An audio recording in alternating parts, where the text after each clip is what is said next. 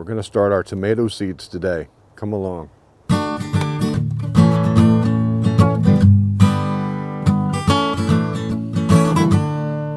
It's cold out here.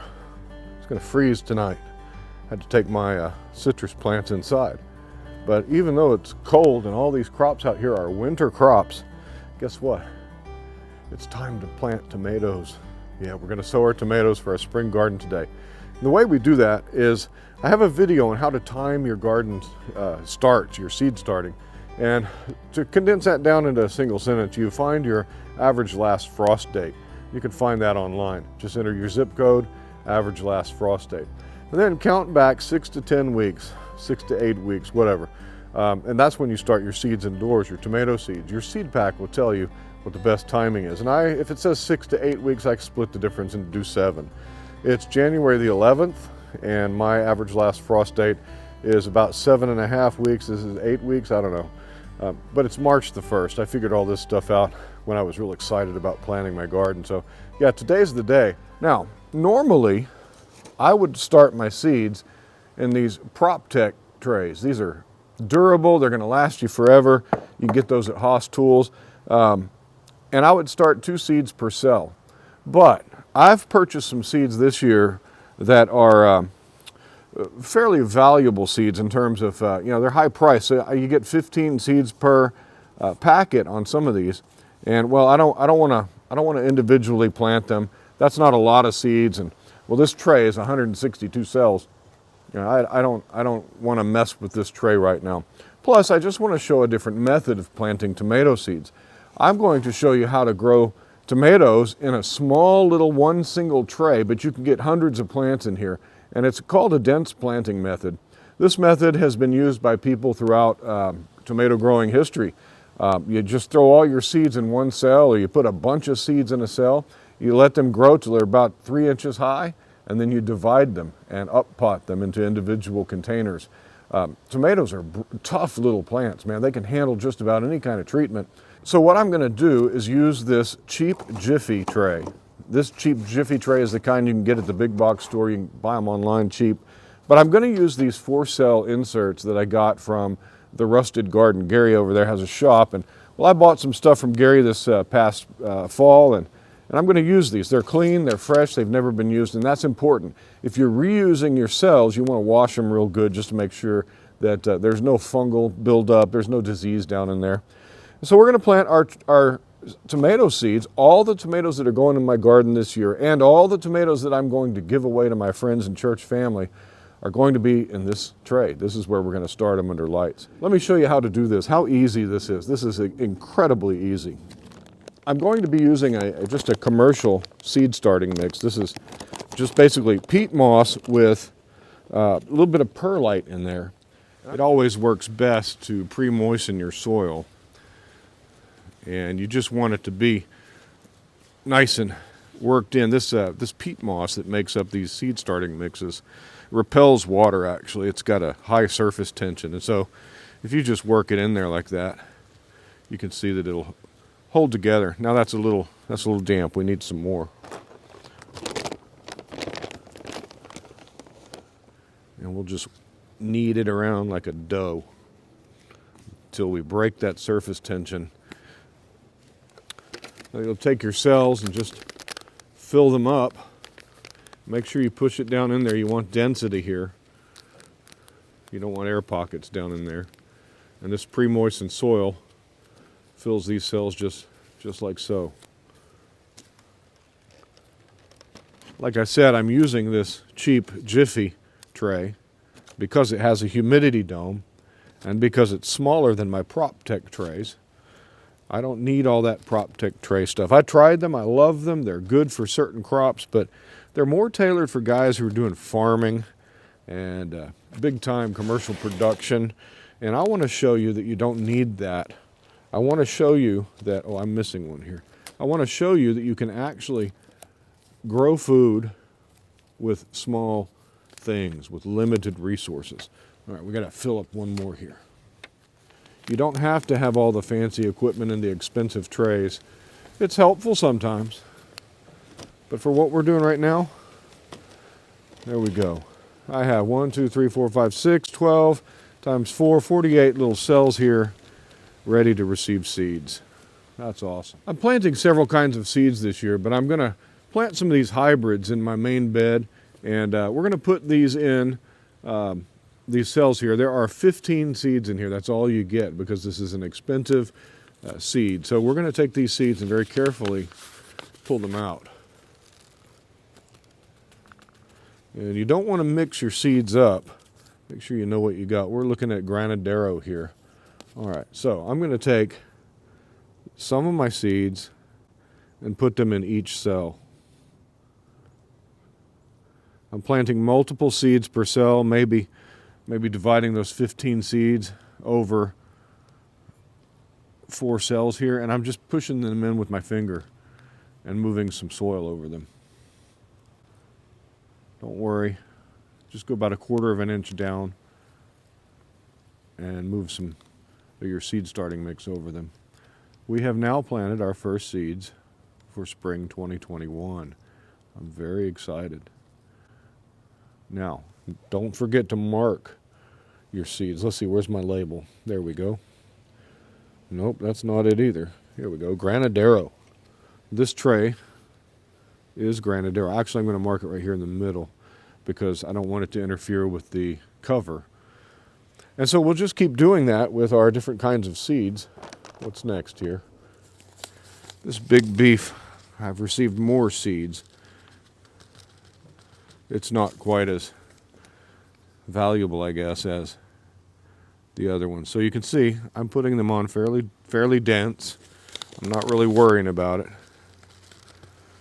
And I'm going to plant a bunch of these so that we'll have an opportunity to show division of seeds. There we go. So you can see there, that's a lot of seeds. And I'm just going to take a little bit of seed starting mix and gently cover them and push them in, make sure they're all covered. And that's all there is to mass planting a bunch of tomato seeds. These will come up, they'll probably start germinating pretty soon. And we'll have a lot of little plants in this small space. I can hold, what's that, maybe 30 plants? I held back a little bit of seed. 30 plants in my hand. That's a lot of tomato plants. We're going to have a lot to share. All right, let's make sure we label Big Beef. Tomato seed starting is actually pretty easy. Tomatoes want to grow for you. They really want to do a good job growing, and you can just pluck a piece of a tomato stem off a plant, and most of the times if you stick that in the ground, keep it watered, it's going to grow for you. And that's why we can divide these tomatoes so easily, is they just want to grow. They take a lot of effort to kill them when they're young. Now on your label, I like to write the date that I sow my seeds just so I can keep good records. And I also like to write the type of tomato it is, whether it's a determinate or an indeterminate. That comes into play when you raise your tomato up. It's very important to know what you've got. We're going to do our Edox F1. This is a very experimental tomato for me because this is supposed to be a hybrid grown inside a greenhouse. And we'll see if we can grow them outdoors, just like we would any other tomato. These are very small seeds. Dad's Sunset. Now, you'll notice there's a sticker on here, and it says that it was overpacked due to low germination. Only 62% of these seeds germinated in testing last year. Well, it's been a whole nother year. I don't expect anything to have improved, but we're going to plant all of these seeds because low germination means you need to plant a bunch of seeds to get some of them to come up. This is a beautiful tomato. I wanted to grow it last year. I didn't have room for it. So we've got a lot of seeds in here, and they're nice big seeds. And where they just fell, right in here, that's where we're going to plant them. I'm going to put a bunch of seeds in this soil, the whole pack. I'm going to grow some Barry's Crazy Cherry. This was an awesome tomato last year. In fact, a lot of people that have grown this have said this is one of their favorite tomatoes. It just puts on tons of fruit. I'm going to grow some Wood's Famous Brimmer. If I have, I'm going to plant some Yellow Brandywine, one of my favorite tomatoes. Brandywine is one of those old storied tomatoes that has won all kinds of competitions, and there are different strains and different colors. There's a pink one, there's different kind of blushes on the fruit that you can get, and I've got this one here, a yellow one, but I've also got one called Sudduth's strain, and we're going to plant that one as well. It gives you a nice kind of a pink rosy Brandywine.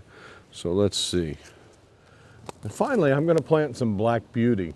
This was the packet from which I took my single seed challenge last year. And I liked those tomatoes enough where I'm going to plant some this year. And I'm going to plant them all in my final little container over here. Now, once again, we'll just mist the whole thing down. Remember, the soil is already pre-moistened, but we want to make sure that these seeds come in contact with moisture and with this soil. So this will help to settle it down. Most of this moisture will be kept in by the humidity dome. Now, if you don't have a humidity dome, don't worry about that. Just get some clear plastic garbage bags, and you can wrap this in a clear plastic garbage bag, and these tags will keep that garbage bag up off the soil, and you'll be able to have the same effect. That's how I grew last year. I used my big PropTech trays, and they don't have humidity domes, so I had to put them in a giant plastic bag. I put that under my lights, and that's how I think it's Curtis at Renaissance Farms propagates his tomatoes. And that's a man who knows about tomatoes. I said it last year. You know, he and Craig LaHoulier raise tomatoes and breed tomatoes and develop different kinds of cultivars. They know about these things, and if it works for them, well, it can work for you too. I have this handy humidity dome, and this is one of the things I actually like about the cheap Jiffy trays, and I've grown in them for years and years. That's ready to put under the lights. We're all planted up with tomatoes this year. Okay, here is my grow light setup. And speaking of grow lights, there's all kinds of different options out there. And grow lighting is beyond the scope of this particular video. You can get all kinds of grow lights. I've got 1, 2, 3, 4, 5, 6 T5 fluorescent bulbs in here. And I prefer the fluorescent bulbs over the LEDs. And the reason I like the fluorescent bulbs is they put off heat, and I can get these things up without a heat mat. They're indoors. I've done it in my garage as well when it was cold outside. But what you'll want to get is some sort of a little thermometer, something that can tell you the ambient temperature. It's 65 degrees in here, but when I turn these lights on and lower my lights to just barely touching that humidity dome, it will get to about 85 degrees in this area, and I'll put that little thermometer there just to let me know if it's getting too hot. You can also test the soil temperature with a meat thermometer or something, or a soil thermometer, but you want to be between 85 and 95 degrees. You don't want to burn them any hotter than that. And so these lights will stay on 24/7 until the plants are up to about the top of that humidity dome there. And then what I'll do is I'll lift up one corner and let the plants acclimate to drier air. The heater's on, it's wintertime, it's running. It's pretty dry around here, so I'll gently ease them out. And I'll show you that as these come up. We'll have some updates along the way. And then, once they're a little bit acclimated, I'll just take it off altogether.